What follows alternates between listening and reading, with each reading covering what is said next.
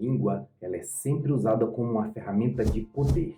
Historicamente, sempre que um povo tenta dominar o outro, uma das ferramentas e uma das principais ferramentas que ele utiliza para impor a sua vontade, impor a sua cultura e dominar outro povo é a linguagem. Mas o que isso tem a ver, por exemplo, com a situação que está acontecendo agora lá entre Ucrânia e Rússia? E mais do que isso, vou te dar alguns exemplos históricos que estão acontecendo nesse exato momento, cujo problema central, maior, é, em grande medida, o uso e a escolha da língua. Olá pessoal, sou o professor Gleison Versosa, especialista em linguagem que já teve participação em bancas de concurso. E nesse vídeo vou falar para vocês um pouco sobre a importância, que às vezes talvez você nunca tenha prestado atenção, do uso da língua, de qual idioma você escolhe. Bom, você já deve ter ouvido falar aí diversas vezes que o inglês é o idioma do mundo e que a China está pretendendo se tornar a grande potência e para isso vai ter que impor o chinês como língua do mundo. Por que isso acontece? Por que é tão necessário você colocar sobre o povo que você domina a língua que você fala? Mal comparando, imagine, por exemplo, que o seu cérebro é como se fosse o seu celular. Ele já vem de fábrica ali com os mecanismos necessários para que você coloque algum sistema operativo, algum sistema operacional. Portanto, dentro de um celular você pode colocar, por exemplo, o iOS ou você pode colocar, por exemplo, o sistema Android. E apenas a partir desse sistema é que você pode colocar os aplicativos, que são os aplicativos nativos para um sistema ou para outro sistema. A mesma coisa ocorre, a mesma coisa acontece com as línguas. Pense que o seu cérebro é como se fosse ali o hardware, é como se fosse a parte física do seu celular. E a língua, que é aquela que vai ser instalada assim que você nasce, seria o software. Ou seja, todas as pessoas nascem com a capacidade de aprender alguma língua. Essa língua seria o que seria instalado dentro da mente de cada pessoa. Agora percebam o seguinte, caso você tenha um celular que é de uma determinada faixa de sistema operacional, ou de outro, isso vai definir como será a configuração dos aplicativos.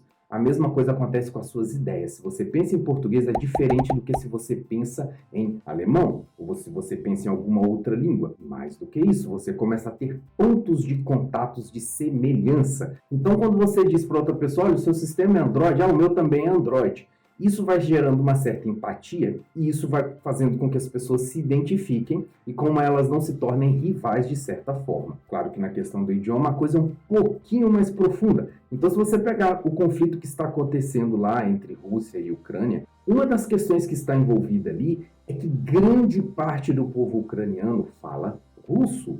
Ou seja, grande parte do povo ucraniano tem dentro da sua cabeça a língua russa, ou seja, a língua russa é uma língua que veio da Rússia, ou seja, o sistema operacional no qual o cérebro de muitas pessoas lá funcionam é um cérebro que está muito mais ligado à matriz russa do que à matriz ucraniana. Ou seja, fica muito mais fácil você dominar certas pessoas que falam uma determinada língua do que falam outra língua.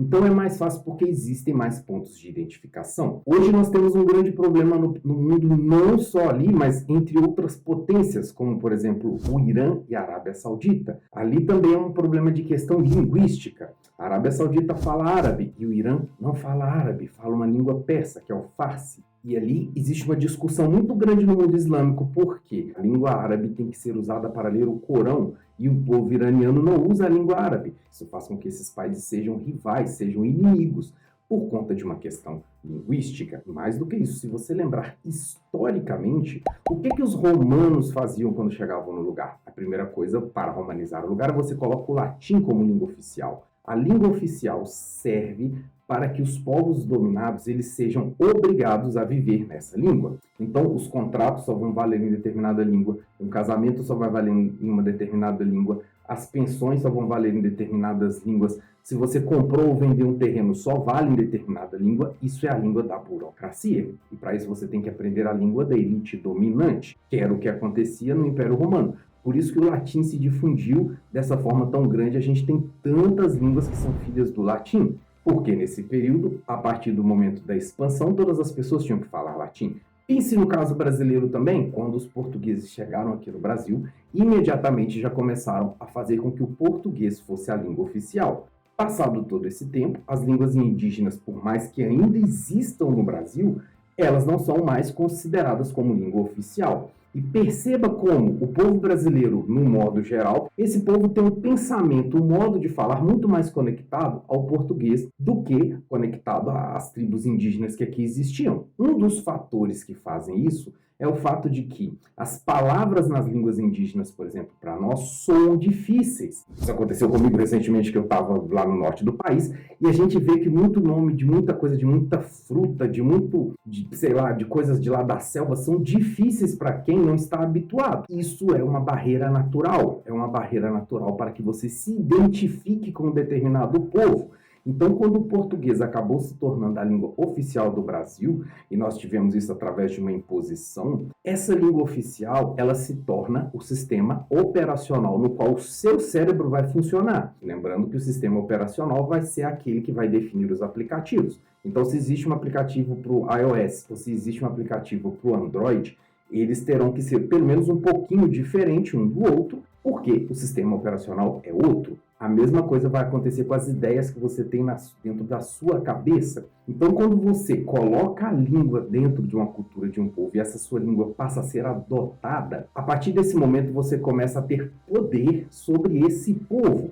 Por isso que sempre, eu digo sempre, é sempre mesmo, que um dominador quer dominar o dominado, a primeira coisa que ele tem que tentar fazer é com que esses povos dominados criem uma identificação linguística, ou seja, que esses povos dominados adotem a língua. É claro que, no caso, por exemplo, da Ucrânia, nós temos uma questão de que não é o país inteiro que fala russo. No entanto, as outras línguas que se falam no país, elas são derivadas da matriz russa, o que aproxima, querendo ou não, o povo dessa matriz. É a mesma forma se você pensar o seguinte, quando você está planejando uma viagem para o exterior, por exemplo, se você for brasileiro, você dificilmente vai querer escolher de cara um destino, por exemplo, como a Coreia, um destino como o Japão, porque são línguas muito difíceis. Muito provavelmente você vai escolher algum destino no qual tem alguma língua próxima, ou seja, alguma língua que você vá se sentir, de certa forma, mais tranquilo, até para conseguir entender alguma coisa. E mais do que isso, o modo de vida desse povo, falando no caso das línguas latinas, português, italiano, espanhol, francês,